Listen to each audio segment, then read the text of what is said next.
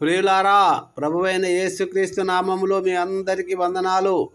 ఈరోజు మనము యోహాను సువార్త 9వ అధ్యాయములో రాయబడిన ఒక అద్భుతమైన సంఘటనను ధ్యానించుకుందాం రండి. ఇది కేవలము ఒక గుడ్డివాడు చూపు పొందిన కథ మాత్రమే కాదు, చీకటిలో ఉన్న మానవాళికి వెలుగు ఎలా ప్రాప్తించిందో తెలిపే గొప్ప ఆత్మీయ సత్యం. ఒకప్పుడు యేసు ప్రభువు తన శిష్యులతో కలిసి వెళ్తున్నప్పుడు దారి పక్కన పుట్టుకతోనే కళ్ళు లేని ఒక వ్యక్తిని చూశారు. ఆ వ్యక్తిని చూడగానే శిష్యులకు ఒక సందేహం వచ్చింది. బోధకుడా, వీడు గుడ్డివాడుగా పుట్టడానికి ఎవరు పాపం చేశారు? వీడా లేక వీని తల్లిదండ్రులా అని అడిగారు. ప్రియులారా, మన సమాజంలో కూడా ఎవరైనా కష్టాల్లో ఉంటే వెంటనే వారిని పాపముతో ముడిపెట్టడం మనకు అలవాటు. కానీ యేసయ్య ఇచ్చిన సమాధానం మన కళ్ళు తెరిపిస్తుంది. వీడైనను వీని తల్లిదండ్రులైనను పాపము చేయలేదు, కానీ దేవుని క్రియలు వీని యందు ప్రత్యక్షపరచబడడానికే వీడు ఇలా పుట్టాడు అని చెప్పారు. అంటే మన జీవితంలో మనకు ఎదురయ్యే ప్రతి లోపం, ప్రతి బలహీనత దేవుని మహిమ కొరకే అని మనం గుర్తించాలి. మీ జీవితంలో ఏదైనా కొరత ఉంటే నిరాశ చెందకండి మిత్రమా. అది దేవుని అద్భుతానికి ఒక వేదిక కాబోతుంది, గుర్తించుకోండి. యేసయ్య ఈ మాట చెప్పి నేల మీద ఉమ్మి వేసి బురద చేసి ఆ గుడ్డివాని కన్నులకు పూశారు.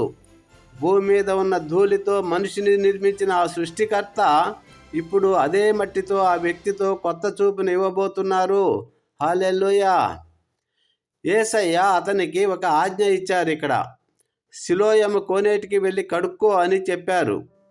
సిలోయము అంటే పంపబడినవాడు అనే అర్థం. ఇక్కడ ఆ గుడ్డివాని విశ్వాసము, విధేయత మనకు కనిపిస్తుంది. అతను వాదించలేదు. బురద పూస్తే కళ్ళు వస్తాయా అని ప్రశ్నించలేదు. అంధకారంలో ఉన్నప్పటికీ ఆ అపరిచిత వ్యక్తి యేసయ్య మాటను నమ్మి తడుముకుంటూ వెళ్ళి ఆ కోనేటిలో తన ముఖాన్ని కడుక్కున్నాడు. ఎప్పుడైతే అతను లోబడ్డాడో, ఎప్పుడైతే విధేయత చూపాడో, అప్పుడు అద్భుతం జరిగింది.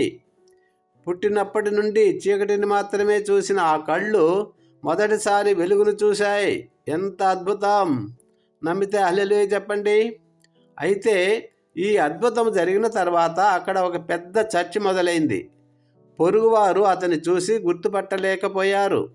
మరికొందరు ఇతనేనా అని సందేహించారు.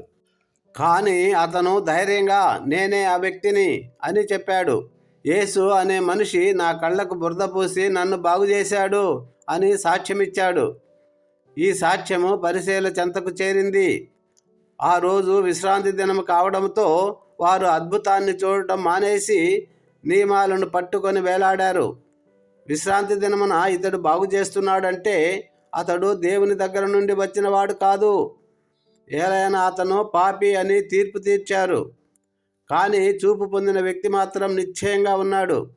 ఆయన పాపియో కాదో నాకు తెలియదు, కానీ నాకు తెలిసిన ఒకే ఒక విషయం ఏమిటంటే నేను గుడ్డివాడినై ఉంటిని, ఇప్పుడు చూచుచున్నాను అని గంభీరంగా ప్రకటించాడు.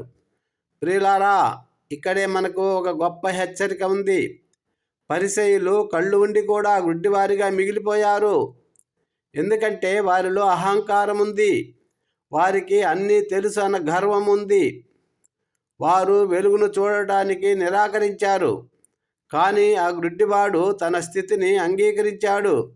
అందుకే అతనికి శారీరక చూపు మాత్రమే కాదు, ఆత్మీయ చూపు కూడా లభించింది. లోకం అతన్ని వెలివేసినప్పుడు యేసయ్య అతన్ని వెతుక్కుంటూ వచ్చారు.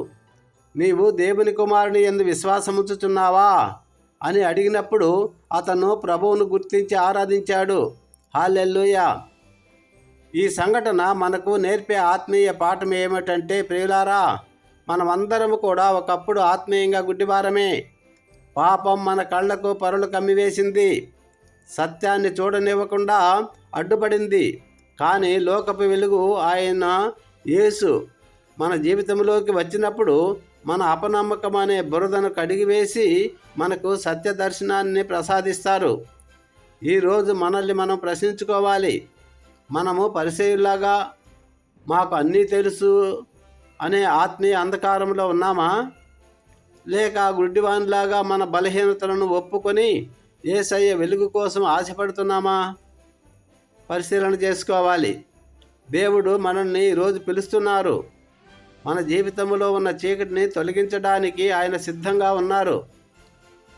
మన కష్టాలను చూసి లోకం పాపమని ముద్ర వేయవచ్చు, కానీ దేవుడు వాటిని తన మహిమ కోసం వాడుకుంటారు. నిందలు ఎదురైనా వెలివేసినా సరే, నేను గుడ్డివాడనై ఉంటిని, ఇప్పుడు చూచుచున్నాను అనే సాక్ష్యాన్ని మనము కలిగి ఉండాలి. ఈ పునరుత్థాన వెలుగు మీ హృదయాలను నింపునుగాక. అంధకారము తొలగిపోయి మీరు దేవుని అద్భుత క్రియలను చూచినట్లు ఆయన మిమ్మల్ని దీవించునుగాక. Amen. Thank you Jesus. God bless you all. Have a nice day. ప్రియులారా, దేవుడు మిమ్మలను మీ కుటుంబాలను బహుగా దీవించి హెచ్చించునుగాక. మీ ప్రయత్నములన్నిటినీ సఫలీకృతము చేయునుగాక. మీకు కలిగిన సమస్తానికి కంచె వేసి కాపాడునుగాక. ప్రభువైన యేసు మీ మీద సన్నిధి కాంతి ఉదయింపజేసి మీకును మీ కుటుంబానికి క్షేమము దయచేయునుగాక. ప్రియులారా, ఈ వీడియోను మీరు చివరి వరకు చూశారు కదా, లైక్ చేయండి.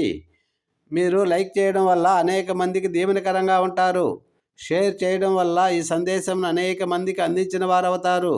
మీరు తొలిసారిగా ఈ ఛానల్ చూస్తూ ఉంటే సబ్స్క్రైబ్ చేయండి.